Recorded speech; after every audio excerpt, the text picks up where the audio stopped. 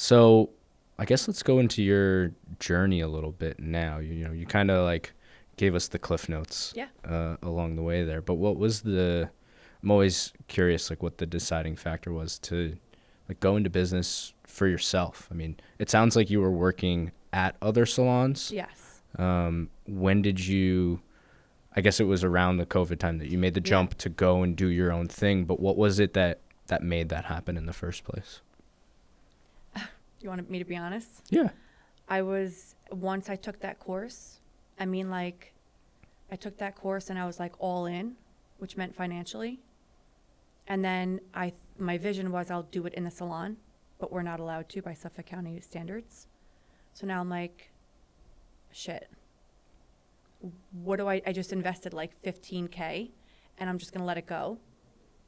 So that's when I was like, and with me, I'm a creative. So I always have ideas Mm-hmm. and I never see them through a lot of the times because it's like, I don't know how to do that. Like other things, not hair. I'm talking about like just designing something and like whatever. So I didn't want this to be another one of like Laura's things. Mm. Like, oh yeah, she talked about it and didn't follow through. It was more like, okay, I just invested all this money. I have to see a return. I know that there's a need. Let's just do it. Like no one's returning anyway. Like how bad if I'm going to do it, I'm going to do it. If I'm going to bet on myself over and over again at the end of the day. I'm not going to bet on someone doing it for me. I was on this journey alone. If you only knew how many people I called, how many doors I knocked on, how many contacts I did, it was wild. It was really wild. And then right down the road from you, there was this little spot. It was not abandoned. It wasn't in use for a while. And I put more money in. I ripped up all the floors. I did all the painting. I did all the plumbing. I put my life in there. So I think it was a time in my life where I just had to prove to myself, right? I was tired of like waking up and like having these visions and like these things I want to do with myself. And like, I always saw myself being on stage somewhere, always from a very young age. I always saw myself doing something big, but I couldn't sing. I can't act. Like I can't do anything other than hair. And I did not want to be like a runway person. I didn't want to do shows. So I kept it to myself. I'm not going to tell people like, oh my God, I see myself on like, but I had to figure out what that was. And I feel like it was this. How is this? How is this a stage for you? How was what? How is what you're doing a stage for you? Like, I'm finally getting there in 5 years. They say like 5 years. mm-hmm. And I'm at that mark right now where like it's shifting. Like, is it performative? Is it the like physically being in front of the person that makes it the stage for you? No, I think the confidence that I've lacked, I feel like we always have imposter syndrome, the confidence that I've lacked growing up. I feel like I finally just stepped into myself. I went through a bad breakup. And there was just a lot there. And I needed to stand on my own 2 feet. And I think that like now people are starting to pay attention. To you, pay attention? Okay. Yeah. Not like in a, more like, oh wow, she really does know what she's talking about. Because a lot of people will push aside hairdressers that were just hairdressers, right? And then when you step into the hair world, the hair loss, back then no one was doing this. I mean, everywhere you turn now, there's Paul Mitchell, Olaplex, Redken.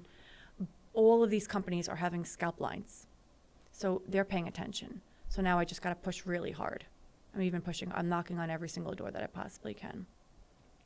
Who are you trying to help? I mean, I think we touched on it a little bit, but Yeah, so I definitely want to get into like the bigger companies as an educator, and just sharing how you can do what I do without becoming a trichologist. Because people think that once you get that certification, you're going to be able to duplicate what I do, and you can't. I know plenty of trichologists that I'm actually mentoring that have taken the training and they're like, I don't know what to do. I don't understand how to make Now I don't understand scalp conditions, so I give them protocols, like very specific protocols for scalp types. But I let them know it's not one size fits all. So, yeah, going back to the question, which I think was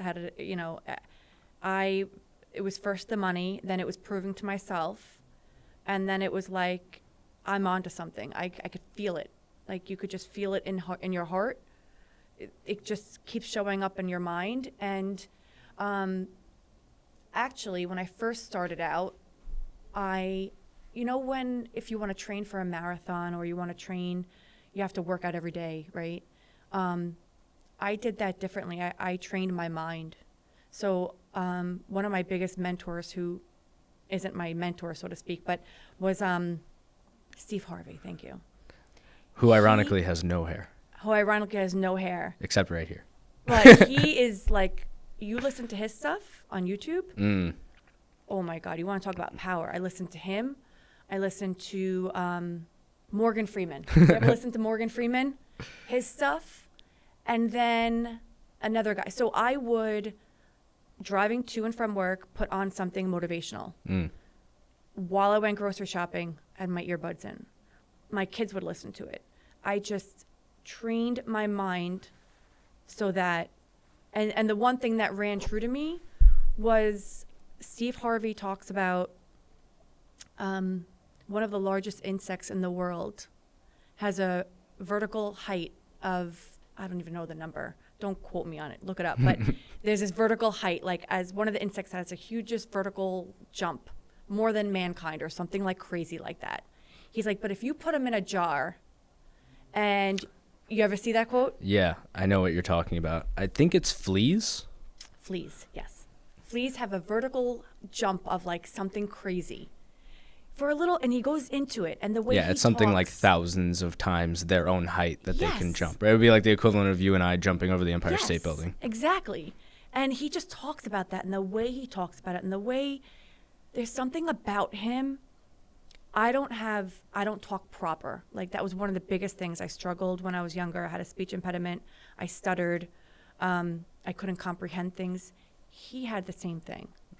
And his story and the way he talks, I could just relate to really good. And he talks about that putting the lid on a jar of a family of fleas and how they will only know how far they can jump if you put a lid on it.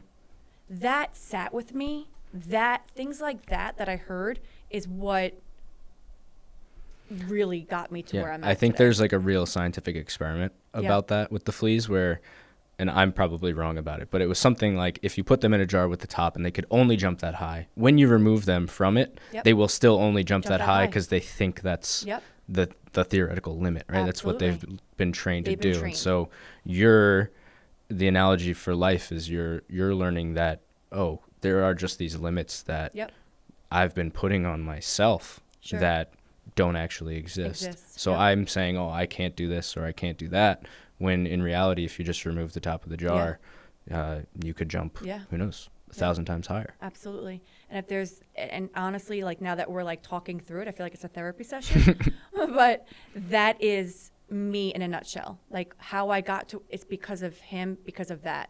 Like if I was, I'm kind of in these kind of networking groups now that are in the city, and kind of I'm with David Metzler and all them big guys. I went to Aspire Tour, kind of in that world.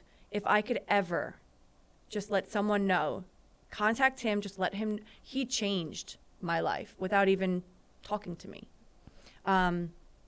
It's because of those things like that.